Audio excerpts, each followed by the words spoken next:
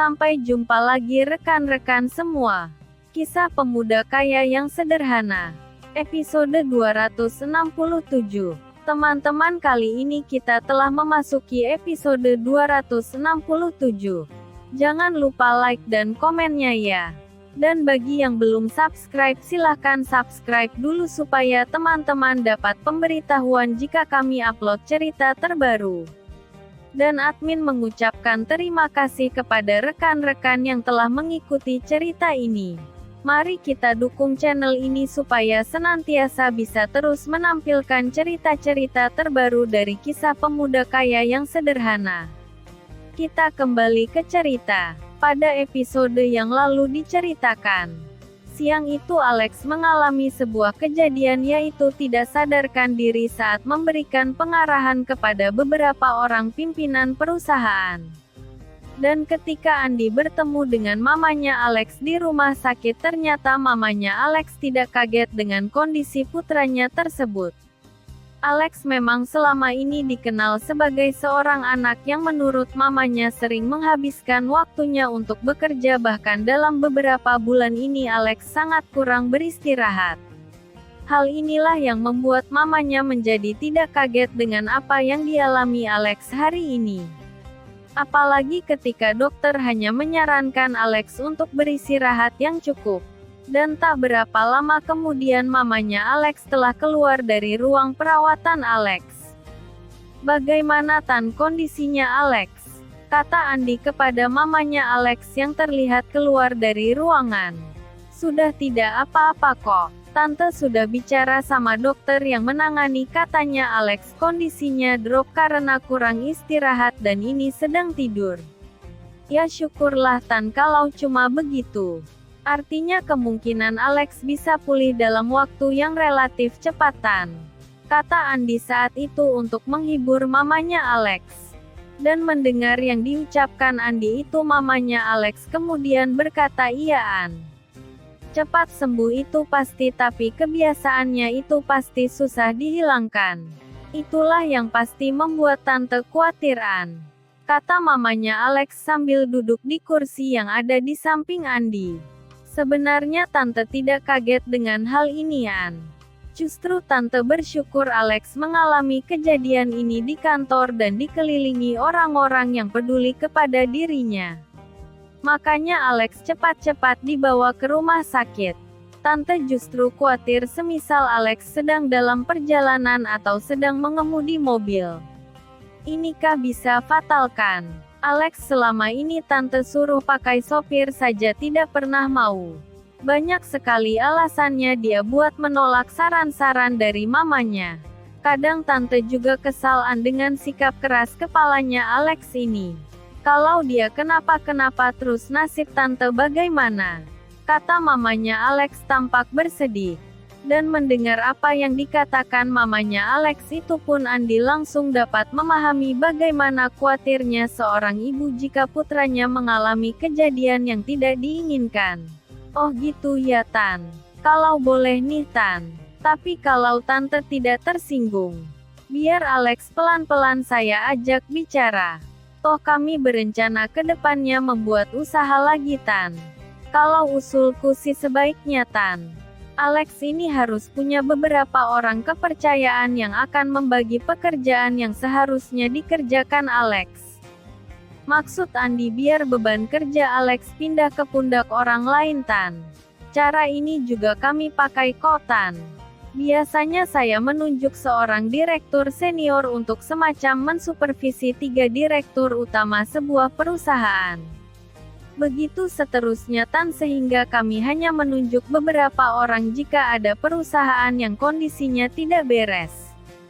Nanti kapan-kapan jika kondisi Alex sudah baik, mungkin hal ini akan kami bicarakan pada Alex Tan," kata Andi berusaha untuk membuat mamanya Alex sedikit terhibur. Dan Andi juga ingin menyampaikan kepada mamanya Alex bahwa Alex masih mempunyai teman yang peduli dengan dirinya. "Iya An, Tante berharap kamu bisa saling mengingatkan dengan Alex ya An," kata mamanya Alex kemudian. Dan saat itu Andi pun juga mengenalkan Lisa kepada mamanya Alex. Ternyata walaupun belum pernah bertemu namun Alex sudah pernah bercerita kepada mamanya bahwa selain Andi dirinya juga punya rekan bisnis yang bernama Lisa. Dan Alex pun juga sudah menceritakan jika Lisa saat ini telah menjadi calon istrinya Andi. Wah, kalian serasi banget ya. Cocok deh kalian jadi suami istri. Oh ya, kapan kalian mau meresmikan? Tanya mamanya Alex kemudian. Itulah beberapa percakapan antara Andi dan mamanya Alex. Dan hari ini Andi dan Lisa sampai sore di rumah sakit. Sekitar jam 4 sore ternyata Alex telah terbangun dari tidurnya. Dan saat ini aja Alex juga sudah terlihat tidak begitu pucat lagi, apalagi Alex saat ini telah mendapatkan penanganan yang begitu bagus dari pihak rumah sakit. Dan ketika Andi dan Lisa hendak meninggalkan rumah sakit, Andi kemudian berkata kepada mamanya Alex jika perusahaan saat ini menempatkan beberapa orang yang secara khusus diperbantukan untuk membantu Alex dan keluarga jika nanti mereka dibutuhkan. Andi juga berpesan kepada Alex jika Alex membutuhkan istirahat beberapa hari dan Andi berharap semoga Alex bisa menjaga kesehatannya supaya kejadian hari ini tidak terulang kembali di masa yang akan datang. Sambil berbisik kepada Alex, Andi mengatakan Alex seharusnya berbahagia masih mempunyai mama yang begitu menyayanginya, dan Andi juga mengatakan jika tadi mamanya Alex terlihat sangat sedih mengetahui keadaan Alex yang jatuh sakit. Lex, bahagiakan mamamu. Dengan kamu tidak memperhatikan kesehatanmu dan kamu hanya mengurusi pekerjaanmu, maka waktu untuk menunjukkan rasa sayangmu pada keluargamu menjadi banyak tersita. Tersita untuk satu hal yang tak akan pernah ada habisnya. Masalah pekerjaan sampai kapanpun tidak akan ada habisnya, bahkan seakan waktu yang ada masih saja kurang jika kita menuruti ambisi dan keinginan saja. Mendengar apa yang dikatakan Andi itu pun Alex tampak tersenyum dan Alex sempat berpikir beberapa saat rupanya dirinya sempat tak sadarkan diri selama beberapa jam. Ini konyol, batin Alex kemudian. Jika terjadi sesuatu kepadaku bagaimana nasib mamaku? Batin Alex kemudian. Kamu ngedrop staminanya Lex. Coba kamu minum vitamin, pola makan dan pola kerja tolong diperbaiki. Ingat jaga kesehatan. Di depan ada 2 orang staf perusahaan yang sengaja kami tempatkan di sini untuk melayani kamu kalau ada apa-apa Lex. Nanti biar aku suruh mereka masuk. Lisa kemudian berpamitan untuk pulang kepada mamanya Alex dan Alex. Dan setelah kepergian Lisa itu pun kemudian datang 2 orang staf perusahaan dan mereka mengenalkan diri mereka kepada Alex dan keluarganya. Saat itu Andi masih terlihat duduk di pojok ruangan sendirian setelah kepergian Lisa. Ternyata Lisa yang meminta Andi untuk menunggui Alex terlebih dahulu sampai 1 atau 2 jam ke depan. Kedua orang staf itu pun kemudian menawarkan kepada mamanya Alex apakah masih dibutuhkan penambahan orang lagi untuk membantu jika ada apa-apa dengan Alex. Dan mendengar penjelasan dari kedua orang staf itu pun Alex malah tertawa. Terima kasih Pak, 2 orang sudah lebih dari cukup Pak. Apalagi saya sebenarnya tidak mengalami apa-apa kok.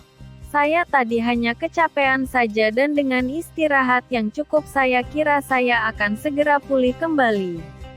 Kata Alex untuk meyakinkan jika dirinya akan segera pulih seperti semula. Itulah kondisi Alex yang ternyata tidak separah yang dibayangkan karena Alex ternyata hanya mengalami kelelahan dan mengalami gangguan pola makan. Alex ternyata terkena gangguan MAH yang sudah mulai akut. Namun ternyata penyakit itu belum telat untuk ditangani para dokter. Tadi ternyata sakit lambung yang dialami Alex telah mendapatkan pengobatan dan Alex saat ini pun selain masih diinfus Alex pun sudah bisa makan makanan yang teksturnya lunak seperti bubur. Andi saat ini terlihat tertidur sambil bersandar pada tembok ruangan di mana Alex sedang dirawat sementara kedua staf yang menjaga Alex sedang duduk di ruang tunggu yang ada di luar ruangan. Jam telah menunjukkan pukul 19:20 ketika datang beberapa orang tamu yang masuk ke dalam ruangan Alex dirawat. Saat itu 3 orang tamu yang merupakan rekan-rekannya Alex datang ke rumah sakit ini ketika mereka mendapatkan kabar jika Alex sedang dirawat. Saat ini ternyata kedua orang yang menjaga Alex sedang keluar untuk makan malam sedangkan mereka saat itu berpikir di dalam ruangan masih ada 2 orang sehingga kemungkinan tenaga mereka belum terlalu dibutuhkan oleh mereka. Kedua orang staf itu pun telah meninggalkan ruang tunggu dan terlihat berjalan menuju kantin rumah sakit untuk makan malam. Kita kembali ke ruangan tempat saat ini Alex sedang beristirahat. Saat ini mamanya Alex sedang duduk sambil menonton televisi yang suaranya dipelankan karena takut Alex terganggu istirahatnya sedangkan Andy masih sibuk dengan handphone miliknya. Ketiga orang tamu itu ternyata teman kuliahnya Alex dan sekarang mereka adalah para eksekutif muda di beberapa perusahaan. Mereka adalah para junior manajer di beberapa perusahaan yang ada di kota ini. Ketiga pemuda itu tampak menengok ke kanan dan ke kiri dan mereka terlihat beradu pandang dengan mamanya Alex. "Lodi, apa kabar?" tanya mamanya Alex kepada salah satu pemuda tersebut. Ternyata mamanya Alex telah mengenali tamu yang bernama Lodi tersebut. Dan Andy pun juga terlihat menyalami para tamunya Alex. "Itu Andy Lot. Dia temannya Alex juga," kata mamanya Alex. Dan melihat kesederhanaan yang ditampilkan Andy, mereka sama sekali tidak menduga jika Andy adalah seorang pengusaha besar. Mereka berpikir mungkin Andy adalah seorang pegawai kecil di sebuah perusahaan atau mungkin salah seorang anak buah Alex yang kemudian menjadi sedikit akrab karena kebaikan Alex. Itulah kisah pemuda kaya yang sederhana episode 267. Terima kasih kepada rekan-rekan yang sudah mengikuti cerita ini. Jangan lupa like, subscribe, dan bagikan cerita ini kepada rekan-rekan Anda. Silahkan rekan-rekan tulis saran dan komentar Anda. Dan mari kita majukan channel ini, supaya kita bisa terus menikmati cerita ini. Terima kasih.